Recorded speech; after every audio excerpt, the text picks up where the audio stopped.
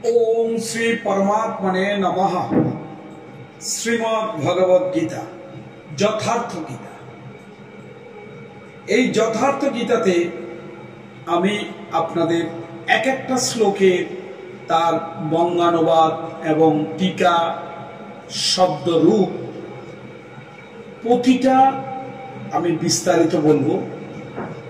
যদি আপনারা এইভাবে গীতা পাঠ করেন অবশ্যই আপনাদের চিন্তা ধারণা টোটালি পরিবর্তন হয়ে যাবে। শ্রীমদ্ ভগবদ গীতা প্রথম অধ্যায় বিষাদ যোগ, যে যোগের মাধ্যমে ধৃতরাষ্ট্র প্রথমে সঞ্জয়কে জিজ্ঞেস করে। কি জিজ্ঞেস করে? ধর্মক্ষেত্রে কুরুক্ষেত্রে সমবেতা ইউৎসব মামকঃ পাণ্ডবশ্চৈব কিম কুর্বত সঞ্জয়। হে সঞ্জয়, ধর্মক্ষেত্রে কুরুক্ষেত্রে যুদ্ধার্থে সমবেত হয়ে আমার এবং পাণ্ডুপুত্রগণ কি করল? এটা আপনারা টোটালি এই যে আমি শ্লোকটা বললাম এটার হচ্ছে বঙ্গানুবাদ। এটার সার কি? এই কথাটার সার এখানে হচ্ছে অজ্ঞান রূপ ধৃতরাষ্ট্র এবং সংযম রূপ হচ্ছে সঞ্জয়। দুটো রূপেই আছে। অজ্ঞান মনের অন্তরালে থাকে, অজ্ঞান আবৃত মন ধৃতরাষ্ট্র জন্মন্ধ। কিন্তু সংযম রূপ সঞ্জয়ের মাধ্যমে তিনি দেখেন ও শোনেন। ধৃতরাষ্ট্র জানেন যে পরমাত্মাই একমাত্র সত্য। পুণ্যশ্চ যতক্ষণ এর থেকে উৎপন্ন মোহ রূপ দুর্যোধন জীবিত থাকে ততক্ষণ এর দৃষ্টি সর্বদা কৌরবদের উপরে থাকবে, যাকে বলার বিকার। শরীর একটি ক্ষেত্র। আমাদের পঞ্চমহাভূতির যে শরীর, ক্ষিতি অপু তেজ মরুদ্ভ। এই ক্ষিতি হচ্ছে আমাদের দেহ, অপু হচ্ছে আমাদের রক্ত, তেজ হচ্ছে আমাদের তাপ, টেম্পারেচার যাকে বলা হয়। শরীরে জ্বর হলে কি আমরা ডাক্তার দেখাই 102, 3, 4, 5 যখন হয় ডাক্তার দেখায়। সেই টেম্পারেচারটা ন্যাচারাল যে টেম্পারেচার ওটা হচ্ছে আমাদের তাপ। মরুদ আমাদের শ্বাস প্রশ্বাস। ভোম মানে হচ্ছে আমাদের মস্তক, মাথা। যখন হৃদয় দেশের দৈবিক সম্পত্তির বাহুল্য ঘটে তখন এই শরীর ধর্মক্ষেত্রে পরিণত হয়।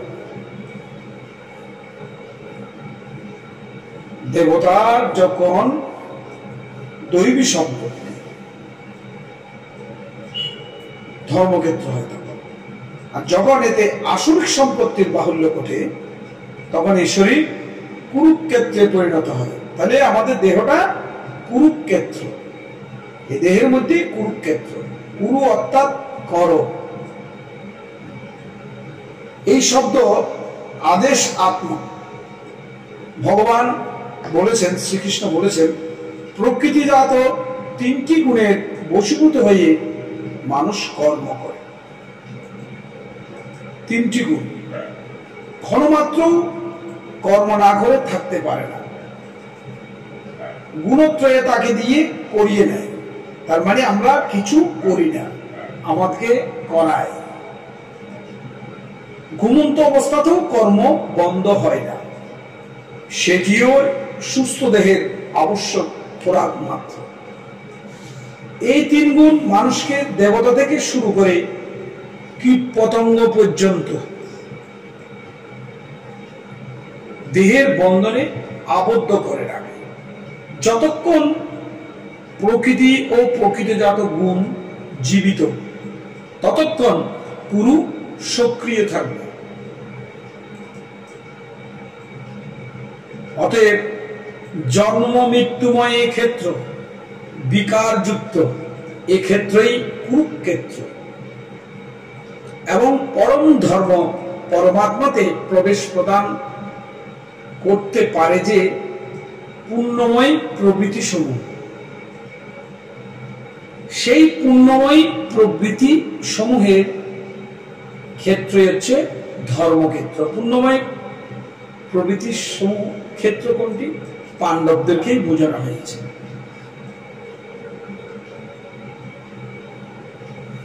তখনকার পুরাতত্ত্ববিদ পাঞ্জাব, কাশী, প্রয়াগের মধ্যে যারা ছিল, অন্যান্য বহু স্থানে কুরুক্ষেত্রের নির্দিষ্ট স্থান অনুসন্ধান কাজে রত ছিলেন। কিন্তু গীতাকার স্বয়ং বলেছেন যে ক্ষেত্রে এই যুদ্ধ হয়েছিল, সেই ক্ষেত্রটি কোথায়? গীতা 13 অধ্যায়ের প্রথম শ্লোক,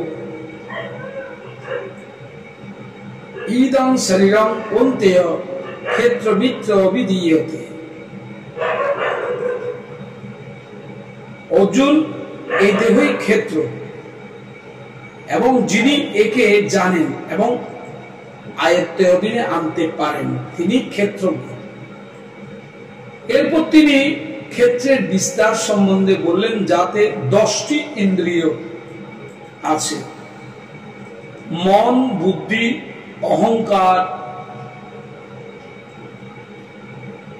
5টি বিকার, 3টি গুণের বর্ণনা আছে। এই দেহই ক্ষেত্র, এক মল্লভূমি।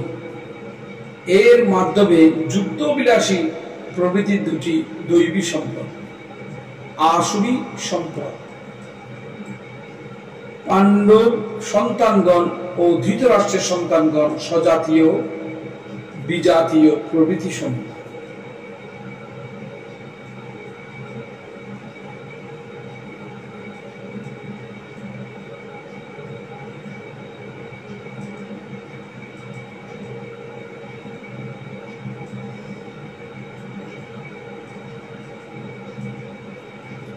তত্ত্বদর্শী মহাপুরুষের শরণাগত হলে এই দুই প্রবৃত্তির মধ্যে সংঘর্ষের সূত্রপাত হয়। একই ক্ষেত্রে ক্ষেত্রজ্ঞের সংঘর্ষ ও প্রকৃতির যুদ্ধ বলা হয়। ইতিহাসের পাতায় বা বিশ্বযুদ্ধের কাহিনীতে পরিপূর্ণ, কিন্তু সেই সব যুদ্ধে যারা বিজয়ী হয়েছে তারা কেউ শাশ্বত বিজয়ী হননি। এর মধ্যে প্রতিহিংসা ছিল। প্রকৃতিতে শান্ত করে প্রকৃতির ঊর্ধ্বে সত্তার দিগদর্শন করা এবং তাতে প্রবেশ করাই প্রকৃত বিজয়। এর হলো শাশ্বত বিজয়, যার পশ্চাতে পরাজয় নেই। একে বলে মুক্তি, যার পর জন্ম মৃত্যুর বন্ধনেই নেই। এইভাবে অজ্ঞানে আবৃত প্রত্যেক মন সংযমের দ্বারা জানতে পারে যে ক্ষেত্র ক্ষেত্রজ্ঞের যুদ্ধের পরিণাম কি, যার